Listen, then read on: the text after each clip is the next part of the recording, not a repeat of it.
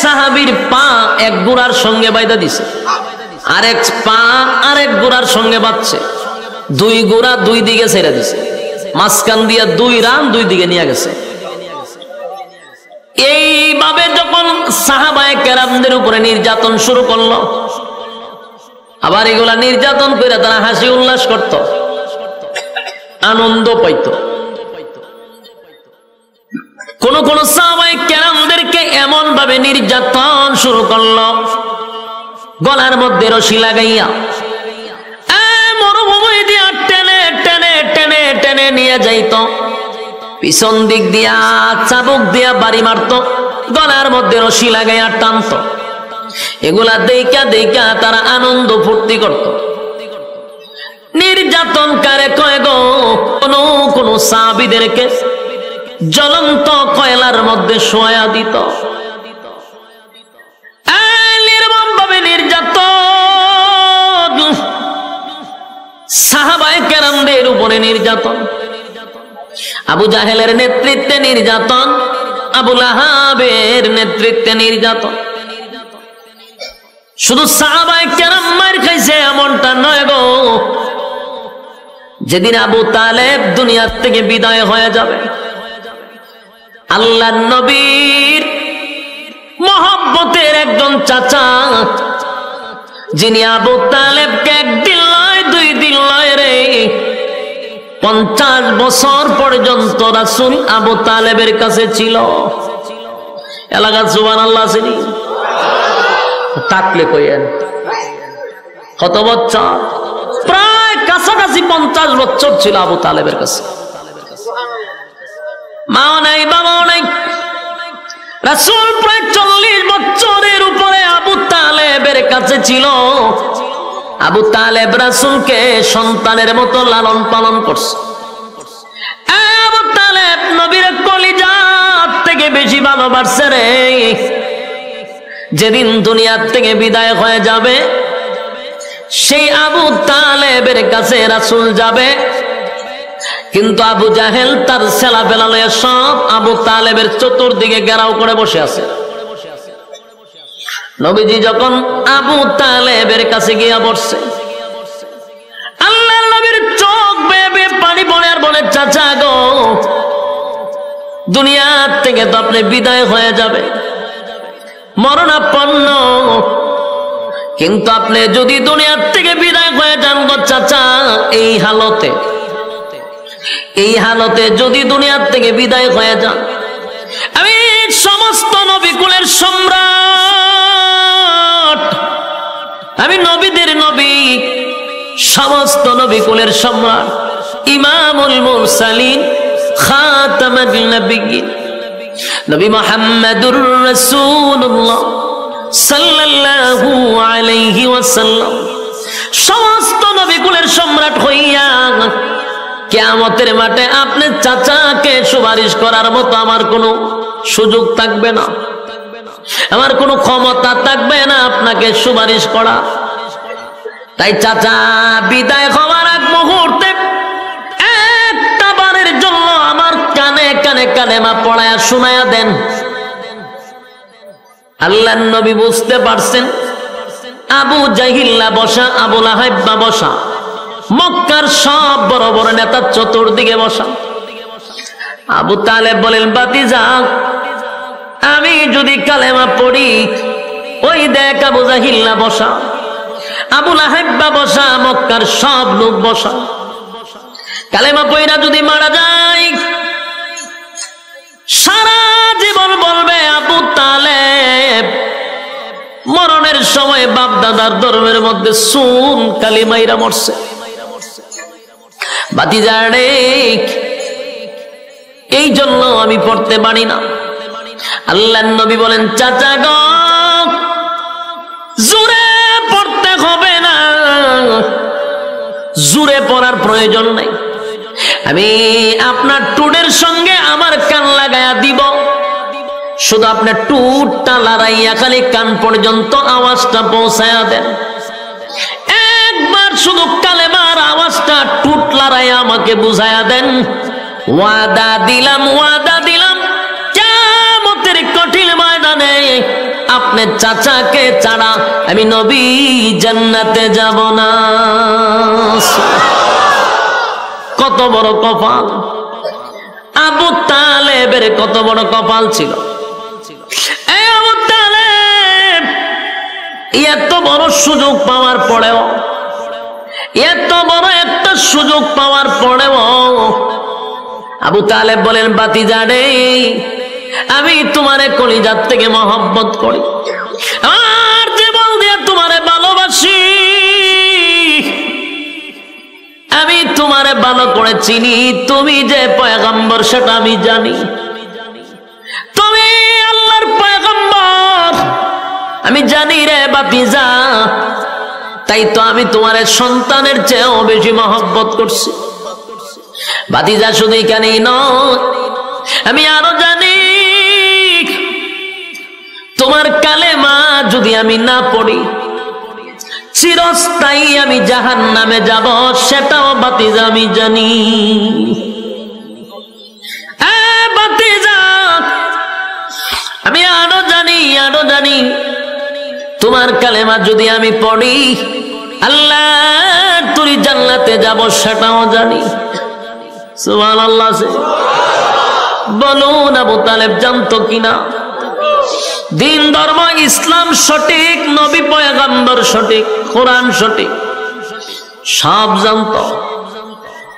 এরপর আবু তালেব বলেন, আমি সব জানি, কিন্তু আমি কালেমা পড়তে পারলাম না রে বাতিজা, তোমারে মহব্বত করি, তারপরেও আমি কালেমা পড়ব না। কারণ আমি যদি কালেমা পড়ি সমাজের মানুষ সারা জীবন আমারে বলবে বাপদাদার ধর্মের মধ্যে চুনকালি লাগাইছে, এটা বরদাস্ত করতে পারবো না, তাই আমি কালেমাটা পড়লাম না। আমি তোমার কালেমা না পড়িয়া তোমার আল্লাহর জাহান্নামটা বেছে নিলাম। নাউজুবিল্লাহ। হেদায়েত কি সবার কপালে তাহিল? কথা বল না দি, সবার কপালে হেদায়েত নাই। এখানে যে সবাই ওয়াজ শুনতে আসছে, সবাই কি হেদায়েত পাইব? কথা বল না দি, এরকম সবাই হেদায়েত পাইতো, বাংলাদেশে কত লক্ষ মাহফিল হয়, সব মানুষ আল্লাহর ওলি হয়ে যেত গা, ঠিক নেই? সারা দেশে খালি আল্লাহর ওলি থাকতো, বুজুর্গ হয়ে বইরা যেত গা। কিন্তু যত মাহফিল হচ্ছে মানুষ ভালো হইতে জানে, খারাপ হইতে বেশি। খারাপের সংখ্যা কম না, ভালোর সংখ্যা খুব কম, খারাপের সংখ্যাটাই বেশি। কেন? সবার কপালে হেদায়েত নাই। রাসূলের আপন চাচা যেই মহব্বত রাসূলকে করছে, নিজে না খাইয়া রাসূলকে খাওয়াইছে, জরায়া দইরা রাসূলকে ঘুমাইছে, এত মহব্বত আর এত ভালো, রাসূলের জন্য জীবন দিতেও প্রস্তুত ছিল। সেই চাচা কয়, আমি জাহান্নামটা বাচ্চা নিয়েছি। চিন্তা করছে? এই জন্য সবার কপালে হেদায়েত নেই, তকদিরে থাকতে হয়। তকদিরে না থাকলে করবেন কি? আল্লাহর নবীর সাথে সাথে এই কথা শোনার পরে চোখ দিয়ে পানি ছেড়ে দিছে। নবীর গাল মোবারক বেবে, দাড়ি মোবারক বেবে পানিগুলি পড়তেছে, অজরে নবী কাঁদতেছে। হায় রে, আমার চোখের সামনে আমার চাচা দুনিয়ার থেকে বিদায় হয়ে যাবে, কেমনে গো আমি বরদাস্ত করি? আল্লাহ সাথে সাথে তখন একটা আয়াত নাযিল করছে, ইন্নাকা লা তাহদি মান আহবাবতা ওয়ালাকিন্নাল্লাহা ইয়াহদি মান ইয়াশা। আয়াতে কারিমা নাযিল করে আল্লাহ বলেন, নবী গো, আবু তালেব আপনার মহব্বতের চাচা হতে পারে, কলিজার টুকরা চাচা হতে পারে, তাই আপনি চাইলেই আবু তালেবকে হেদায়েত দিতে পারবেন না। আমি আল্লাহ আপনাকে হেদায়েতের দায়িত্ব দেই নাই। বলুন, হেদায়েতের মালিক কে? দুনিয়ার কোন পীর ফকির হেদায়েত দিতে পারবে? নবী রাসূল। পৃথিবীর কোন নবী রাসূলের হাতে আল্লাহ হেদায়েত দেয় না। ইন্নাকা লা তাহদি মান আহবাবতা ওয়ালাকিন্নাল্লাহা ইয়াহদি মান ইয়াশা ওয়া হুয়া আ'লামু বিল মুহতাদিন। আলামে চোখের পানি আপনি মুছে ফেলুন।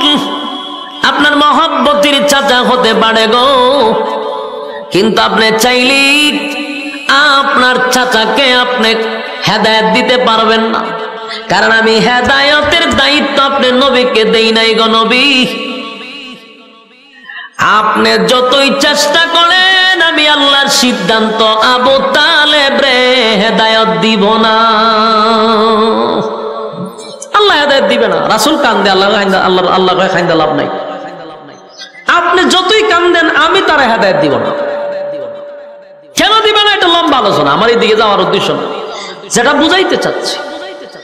আবু তালেব মারা যাওয়ার পরেই শুরু হইল রাসূলের উপরে নির্যাতন। এতদিন তো সাহাবায়ে কেরামদের মারছে, এতদিন তো সাহাবায়ে কেরামদের উপরে নির্যাতন করছে, আর রাসূলের উপরে টাচ করার সাহস পাইছিল না। আবু তালেব মারা যাওয়ার পরেই খাদিজাতুল কুবরা মারা গেল, আবু তালেবও মারা গেল। সবচেয়ে কষ্টের এই সময়টা রাসূলের। তখন রাসূলকে তারা পাথর মারতে শুরু করলো, রক্তাক্ত করলো আল্লাহর রাসূলকে। গোটা মক্কা নগরীতে যারা কালেমার দাওয়াত গ্রহণ করছে তাদের উপরে নির্যাতন আর নির্যাতন। নবীর শরীর থেকে রক্ত জড়ায়। সাহাবায়ে কেরাম নবীর কাছে গিয়ে বলে, হাবিব, ও আল্লাহর পয়গম্বর, আল্লাহর কাছে একটু বলেন না গো, আসমান থেকে যেন আমাদেরকে সাহায্য করে। আমরা আর বরদাস্ত করতে পারি না, আর সহ্য করতে পারি না, আর সহ্য করতে পারি না, একটু আল্লাহর কাছে বলেন। নির্যাতনের শিকার সাহাবায়ে কেরাম, জ্বলন্ত কয়লার মধ্যে সাহাবায়ে কেরামদেরকে শোয়া দেয়, জিহ্বার মধ্যে পেরাক মেরে দেয়। একটাই অপরাধ, লা ইলাহা ইল্লাল্লাহর স্লোগান দেওয়ার কারণে জিহ্বার মধ্যে পর্যন্ত পেরাক মেরে দিছে। এত নির্যাতন, নির্যাতনের শিকার যখন হয়ে গেল, তখন আল্লাহ নির্যাতিত মুসলমানদেরকে সান্ত্বনা দেওয়ার জন্য আমার তেলাওয়াতকৃত সূরা বুরুজ নাজিল করে দেয়। এই সাহাবায়ে কেরাম সবাইকে সান্ত্বনা দেওয়ার জন্য আল্লাহ তখন সূরা বুরুজ নাজিল করে, সূরা বুরুজ নাজিল করে। 4টা কসম করছে আল্লাহ। কয়টা কসম? আরো জুড়ে, হ্যাঁ সবাই মিলে কর। 4টা কসম করছে আল্লাহ। সূরা বুরুজ নাজিল করছে সান্ত্বনা দেওয়ার জন্য নির্যাতিত মুসলমানদেরকে। আল্লাহ সান্ত্বনা দিতেছে, সান্ত্বনা দেওয়ার আগেই আল্লাহ 4টা কসম করছে। কয়টা?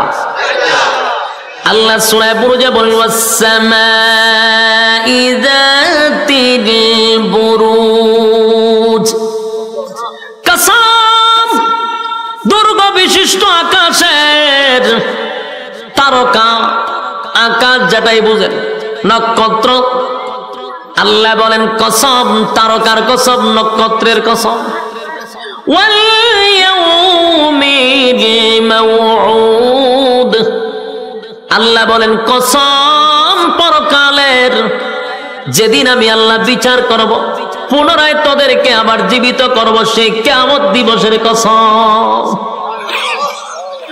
وشاهد ومشهود, আল্লাহ বলেন জুমার দিনের কসম, আরাফার কসম। এই 4টা কসম আল্লাহ করছে। والسماء ذات البروج واليوم الموعود وشاهد ومشهود, কয়টা কসম? 4টা কসম করছে আল্লাহ। 4টা কসম করে আল্লাহ বলেন কুতিলা আসহাবুল উখদুদ। 4টা কসম করে আল্লাহ যে কথাটা বলছে, এই পয়েন্টটাই আপনাদের স্মরণ রাখতে হবে। যদি আলোচনা শুনতে চান তাহলে সামনে বোঝার জন্য এই পয়েন্টটা খুব জরুরি। 4টা কসম করে রব্বে কারীম বলেন কুতিলা আসহাবুল উখদুদ, গর্ত খননকারীর উপরে আমি আল্লাহর অভিশাপ। কার উপরে অভিশাপ? গর্ত খননকারীর উপরে আমি আল্লাহর অভিশাপ। বলুন কার উপরে অভিশাপ? গর্ত খননকারীর উপরে আল্লাহর অভিশাপ।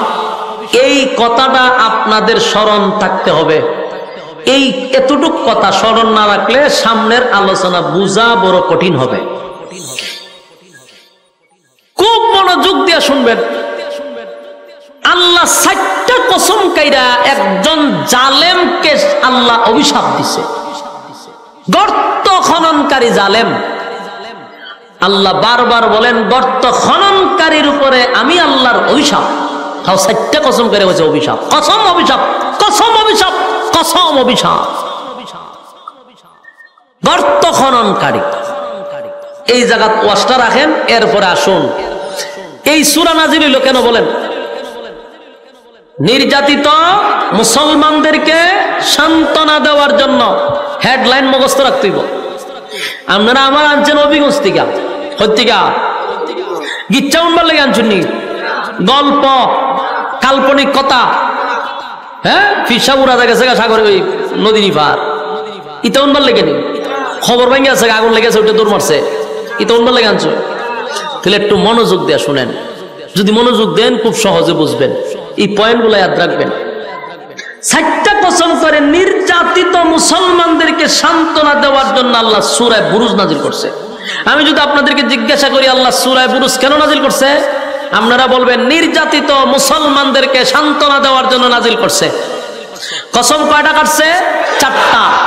4টা কসম করে অভিশাপ কারা দিল? গর্ত খননকারীর উপরে আল্লাহর অভিশাপ। এখন আসুন আমরা পয়েন্ট বোঝা দরকার। প্রথম প্রশ্ন হলো, নির্যাতিত মুসলমানদেরকে আল্লাহ সান্ত্বনা দিয়েছে সূরা বুরুজ নাজিল করে, মানলাম। কিন্তু সূরা বুরুজের ভিতরে কি এমন ঘটনা আছে যেই ঘটনা শুনাইয়া সান্ত্বনা দিছে? ঘটনাটা তো জানা দরকার। কথা বলতে যে এমন কি আছে সূরা বুরুজের ভিতরে যেটা শুনাইয়া নির্যাতিত মুসলমানদেরকে আল্লাহ সান্ত্বনা দিল? এই ঘটনাটা তো শোনা দরকার। এই ঘটনাটাও কোনো গল্প নয়, কোনো গিচ্ছা নয়, তাফসীরের ভিতরে এই ঘটনাটা আল্লাহ উল্লেখ করছে। এই ঘটনা কি? রাসূল দুনিয়াতে আসার 90 বছর আগের ঘটনা। রাসূল দুনিয়াতে আসার কত বছর আগের ঘটনা? 90 বছর আগের ঘটনা। এই সময় রাসূল দুনিয়াতে নাই। এই 90 বছর আগের ঘটনাটা আল্লাহ সূরা বুরুজের ভিতরে ঢুকাইয়া তখনকার নির্যাতিত মুসলমানদেরকে সান্ত্বনা দিছে। এখন আপনাদের প্রশ্ন, 90 বছর আগে কি ঘটছিল? ঠিক না? 90 বছর আগে ঘটনাটা কিটা? 90 বছর আগে একটা ঘটনা ঘটছিল। 90 বছর আগে তখনকার সময়ে একজন জালেম শাসক ছিল। কি ছিল? জালেম শাসক। জালেম শাসক ছিলেন। জালেম শাসকের কাজ হইল কারণে অকারণে মানুষের উপর নির্যাতন করা। আমনে কথা বললেই আপনার উপর নির্যাতন করা, কারণে অকারণে আপনাকে হয়রানি করা। এটা হলো জালেম শাসকের কাজ। তখনকার যুগে একজন জালেম শাসক ছিল। সে নিজেকে খোদা দাবি করত, বলতো আমি তোমাদের রব, আমি তোমাদের প্রভু। যারা তাকে খোদা মানত না তাকে তারা হত্যা করত। এই প্রভু নিজেকে খোদা দাবি করত, হয়তো আমি তোমাদের রব, আমি তোমাদের প্রভু। তারে যে খোদা মানত না তারে হত্যা করত। আমার কথা বুঝতে জন্যই কত বড় জালেম, কত বড় জালেম শাসক। তখনকার যুগটা ছিল জাদুবিদ্যার যুগ। জাদুবিদ্যা বেশি চলতো। তো সবচেয়ে প্রবীণ জাদুঘর সে বৃদ্ধ হয়ে গেছে, বুড়ো হয়ে গেছে। তো সে একদিন বাদশাকে বলল যে আমি যদি মারা যাই তা আমার এই জাদুবিদ্যা তো আরেকজনের শিখাইয়া যাওয়া দরকার। তাই আমাকে আপনি একজন মেধাবী ছাত্র দেন, যারে আমার এই আগাম কুগাম শিখাইয়া যাওয়া যায়। তো বাদশা চিন্তা করলো কথা তো ঠিক। একটা মেধাবী ছেলে তালাশ করে বাইর করছে। বাইর করে এই বৃদ্ধরে দিছে যে এরে তুমি জাদু শিখাইও। বৃদ্ধ যা শিখছিল তার যুবককে শিখানোর চেষ্টা করা শুরু করছে। যুবক তার বাড়ির থেকে প্রতিদিন বৃদ্ধর কাছে যায় জাদু শিখতে। একদিন রাস্তার মধ্যে দেখে এক হুজুরে ওয়াজ করে। মনে করেন আপনার এই রাস্তা দিয়ে যাইতেছে, দেখে আমি কেন ওয়াজ করি, হেওয়া ফ্যান্ডেলও বইছে, এরকম বিষয়টা। তো ফাদ্রিয়ে ওয়াজ করে, যুবকে জাদুবিদ্যা শিখতে যাবে, মাঝখানে হুজুরের ওয়াজ শুনতে বসছে। ওয়াজ শুনে দেখে ভালোই তো লাগে, খারাপ না, আর একটু বই। এই বইতে বইতে কয়েক মিনিট বসছে, 10-15 মিনিট ওয়াজ শুনছে। শুননা যুবক আবার চলে গেছে জাদু শিখতো। তো প্রতিদিন সে জাদুবিদ্যা শিখতে যায় আর দেহ হুজুরে বয়ে ওয়াজ করে। আর তারও হুজুরের প্রতি এমন এক আকর্ষণ ঢুকছে, সেও চিন্তা করলে যে না, হুজুরের কথা বড় মজা, আমি একটু শুনি। দেহে হুজুরে ওয়াজ করে একত্ববাদী খুদার। আর তখনকার মানুষ খুদা মানত কারে? এই কয়েকজনে ওয়াজ বুঝতে যায়, আর বাকি সব আমার মুখের ভাই যাই রয়েছে। উত্তর না দিলে বোধ ওয়াজ বুঝুন না, আপনারা ওয়াজ বুঝতে শুননি, 2-1 ভাই যে ওয়াজ বুঝতেছে। বাকি দেশের সব জনগণ খুদা মানত জালেম শাসককে। আর এই যুবক ওয়াজ শুনলো, ফাদ্রিয়ে ওয়াজ করে একত্ববাদী খুদা। যুবকে চিন্তা করছে, কিরে ফাদ্রি দি খুদা আর একজন হয়, আর দেশের সব জনগণ আমরা যে মানি ওই বাদশারে খুদা মানি, হুজুরে দেখো খুদা বলে আর একজন আছে। এটা নিয়ে সে খুব চিন্তায় আছে। তো এরপরে জাদু শিখে আর হুজুরের কাছে আস্তে আস্তে একদিন কথা শুনতে শুনতে, তার আসল রবের কথা শুনতে শুনতে, সে এই হুজুরের হাত ধইরা কালেমা ভরে ঈমান আনছে। ঈমান আনছে, আনার পরে প্রচুর স্টাডি করতে শুরু করলো, গবেষণা শুরু করলো, ভাবতে শুরু করলো। ভাইবা কয় ঠিকই তো আছে, বাদশা খুদ হইব কেমন? এটা আমাদের মতো না, তুই খুদা হয় কেমন? এই বিষয় নিয়ে খুব চিন্তিত। আর যুবক যত ভাবতেছে, আল্লাহ তার রাস্তা তত সহজ করে দিতেছে। এই বিষয়টা তার ভিতরে সবসময় একটা টেনশন আর চিন্তা, যে মানুষ যে সবাই বাদশারে খুদা মানে, তা আসল খুদা না। মানুষ তো তারা খুদা মানে। এর ভিতরে তার ভিতরে একটা সন্দেহ আছে, হাসা ওই পাদ্রিটা সঠিক না বাদশাই সঠিক, এটা একটা চিন্তা আছে। একদিন রাস্তা দিয়ে যাওয়ার সময় দেখে গ্রামের সব মানুষ এক রাস্তার মধ্যে দাঁড়ায় রয়েছে। সে যাবে রাস্তার ওই পারে, কিন্তু মাঝখানে দেখে একটা ভয়ঙ্কর এক প্রাণী বসা, ভয়ঙ্কর প্রাণী।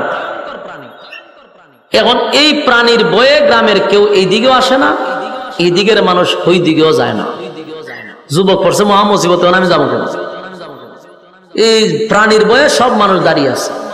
হঠাৎ করে যুবকের মাথায় একটা প্ল্যান আসলো, যে আজকেই আমার পরীক্ষা করার সময়, আসল রবকে।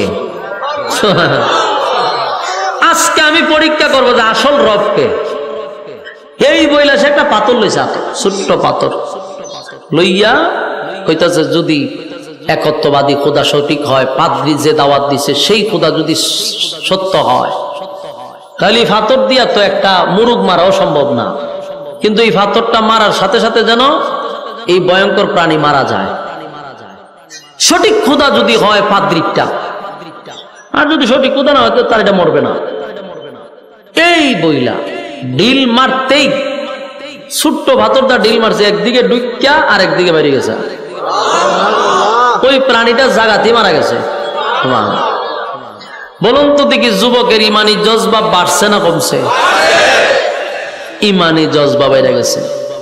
এখন তো যুবক কয় সর্বনাশ, তাহলে আমার টার্গেট ঠিকই আছে, খুদার পরিচয় পেয়ে গেছে। খুদার পরিচয় পেয়ে যুবক খুব খুশি, আমি আমার রবের পরিচয় পেয়ে গেছি। এতদিন এই বাদশাকে খুদা মানছি, হ্যাঁ কোনো খুদা টুদা না, দেশের মানুষও তারা খুদা মানতেছে, আসল রবের পরিচয় পেয়ে গেছি। যুবক এবার একটা ডংলিয়া পড়ছি আমিও। সম্মানিত সুধী, যুবক চিন্তিত।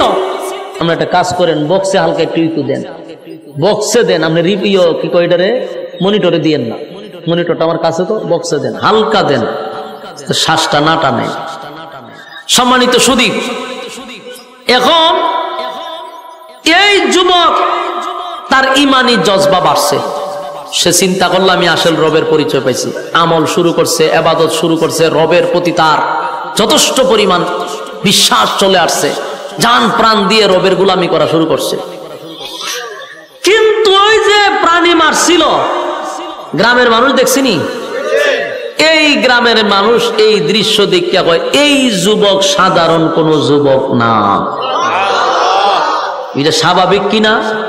আমনের সামনে যদি আমি বড় একটা বাঘ মেরালে ডিল মেরা তা আমার মুড়িদানের আর অভাব পড়তো না, কথা ঠিক নেই? কারণ বাংলাদেশ ফু দিয়া ডিম ফাটাইলে মুড়িদানের অভাব নাই, লাইন ধরে মুড়িদানের বেড়া বেড়ি যা আছে সব মুড়ি দিয়ে জায়গা। আর এই যুবক একটা প্রাণী মারছে, বিশাল ভয়ঙ্কর প্রাণী, তাও ছোট্ট একটা কণা পাথর দিয়া। বুঝেননি কি পরিমাণ তার ভক্তবৃন্দ বাড়ছে। মানুষ কয় এই যুবক সাধারণ না, তো মানুষ তার কাছে যায়, যুবক গেলে পরে ফু দেয় তো অনেক রোগ ভালো হয়ে যায়। কুষ্ঠ রোগ লিয়ে যায়, ফু দিলে ভালো হয়ে যায়। আতুল্লুলা মানুষ যায়, ফু দিলে ভালো হয়ে যায়। কেরামতি খালে আরো বাড়তেছে। মানুষ কয় সর্বনাশ, এই যুবক সাধারণ না। তো এরকম করতে করতে এইগুলা কিন্তু একসময় সইরা যায়, একজনের মুক্তি আরেকজন, একজনের মুক্তি আরেকজন করতে করতে পার্লামেন্টে এই খবর চলে গেছে। পার্লামেন্টে একজন অন্ধ মন্ত্রী ছিল। কি মন্ত্রী? অন্ধ মন্ত্রী, চোখে দেখতো না। এই অন্ধ মন্ত্রীর খানে গিয়া মেসেজ গেছে যে কই মন্ত্রী সাহেব, সারা জীবন তো আর দুনিয়া দেখছেন না, অন্ধ মানুষ আপনি, আপনার চোখ ভালো হওয়ার একটা মেডিসিন পাইছে। অন্ধ মানুষ যদি উনি চোখ ভালো হইব তার কত আনন্দ। জিগা কিভাবে? অমুক জায়গায় অমুক একটা যুবক আছে, তার কাছে গেলে আপনার চোখ ভালো হবে। এই মন্ত্রী কথা শুননা যত স্বর্ণ হীরা মণি মুক্তা আছে সব বাস্কর ভিতরে বইরে গেছে যুবকের কাছে গিয়া কয়, যুবক এই বাস্ক খুলো, এটার ভিতরে সব স্বর্ণ আছে। জিগায় কেন? বিনিময়ে চোখ ভালো করে দাও। যুবক কয় চোখ ভালো করার ক্ষমতা তো আমার না, আমি তো চোখ ভালো করতে পারি না। মানুষ যে বলে তুমি এটা করে দাও সেটা করে দাও, বলে এগুলো তো আমি ভালো করি না, আমার রব ভালো করে। এই কথা শুনিয়া মন্ত্রী মারছে হাসি। জিগায় আপনি হাসেন কা? হয় তুমি যে রবের কথা কইতেছো, আমি তো হারা দিন রবের কাছেই থাকি, চোখ যদি বালা করতো থেকে আর তোমার কাছে আইতাম। ওই অন্ধমন্ত্রী মনে করছে রব মানে বাদশা, আর দেশের সব মানুষ তো তার রবই মানে। মন্ত্রী কয় আমি হারা দিন তাহি এর কাছে, এ কি এর খুদা আমি বুঝি টুঝি না, এতে কি এর চোখ বালা করতো? আজ এর কথা। যুবকে কয় আপনি যেই বাদশার কথা বলতেছেন সে তো খুদা হওয়ার কোন যোগ্যতা রাখে না, খুদা হওয়ার কোন যোগ্যতা তার নেই। মন্ত্রী কয় তার মানে তুমি কি বাদশাকে খুদা মানো না? বলে না। এর পরিণাম তো ভালো হবে না, বলে জানি মৃত্যুদণ্ড হবে, আমি আমার আসল রবের জন্য জীবন দিতেও প্রস্তুত। মন্ত্রীর কাছে বলতেছে যে সে কোনদিন খোদা হতে পারে না, সে একটা জালেম শাসক, তাকে যে খোদা মানে না তাকে সে হত্যা করে, সে আবার খোদা হয় কেমনে? তখন বলতেছে বাবা রে এই ফেসা আমারে ভালো লাভ নাই, তুমি আমার চোখ বালা করে দাও আমি জায়গা। যুবক কইতে চোখ তো আমি বালা করি না, তো তোমার রব রে কেউ চোখ বালা করে দিত? কয় আমার রব তেমনি ভালো করে না। তো কেমনে ভালো করে? আপনি কালেমা পড়ে আগে রবের উপর ইমান আনতেইব। ইমান যদি আনেন আমি আমার রবের কাছে একটু রিকোয়েস্ট করতে পারি, আমার রবের দয়া মায়া হইলে আপনারা ভালো করে দিবে। মন্ত্রী চিন্তা করলো দুনিয়া তো কিরম দেখছি না, এখন চোখ তো আমার দরকার। ঠিক আছে কালেমা পড়লাম, কালেমা পড়ছে, ইমান আনছে। যুবক এবার আল্লাহর কাছে হাত তুললে কান্না শুরু করছে, আল্লাহ মন্ত্রীর চোখ বালা করে দিছে। এখন তো মন্ত্রীদের ছবি দেখে, ঘটনা কি তারই ছবি দেখা যায়, পৃথিবী এত সুন্দর, মানুষ এত সুন্দর, জীবনে দেখছে না, এরপরে কি করতে পারে এটা তো আপনারা বুঝে নেব। একের এক জায়গা খালি থাকবো নি, দৌড়াদৌড়ি করবো, ঠেলা মারবো, খামসা মারবো, মানুষের দূরে সিমটি মারে, খামসা মারে, ঠেলা মারে, ধাক্কা মারে, লাইটও গিয়ে দৌড়া লায়, কারেন্টও দৌড়া লায়, জীবনে দেখছে না, ঠিক নেই। মন্ত্রী তখন আর এক জায়গাত নাই। সেইগুলা করতে করতে একদিন পার্লামেন্টে গেছে। অন্ধ মানুষ যারা দেখবেন এরা দাঁড়ানোর সিস্টেম ভিন্ন, এদের হাঁটার সিস্টেম ভিন্ন। এবার এক জায়গায় দাঁড়ায় থাকলে এইরকম ভাবে দাঁড়ায় থাকে, ঠিক নেই? আজকাতে এমনিতে তা করে আমরা দাঁড়ায় থাকে, এক জাতি ভাবে দাঁড়ায়, দেখা হইয়া দাঁড়ায়, দাঁড়ানি সিস্টেম তার এইরকমই ছিল। এখন তো তার চোখ ভালো হয়েছে, এখন তার দাঁড়ানি সিস্টেম হইলো আমাদের মতো। বাদশা দূর থেকে এটা ফলো করছে, যেহেতু অন্ধ আছে, তুই এক জায়গায় চুপ করে দাঁড়াইত, হেদি এখন খালি খুব চঞ্চল, হেই গানো যায়, হি গানো লারা মারে, গানো টেক্কা মারে, ঘটনা কিটা মন বাদশা ডাক দেখ, ওইদিকে আয়, তুই কি চোখে দেখস? দেখি তো, হ্যাঁ কেমনে দেখস? চোখে দেখতে না? বলে আমার রব বালা করছে।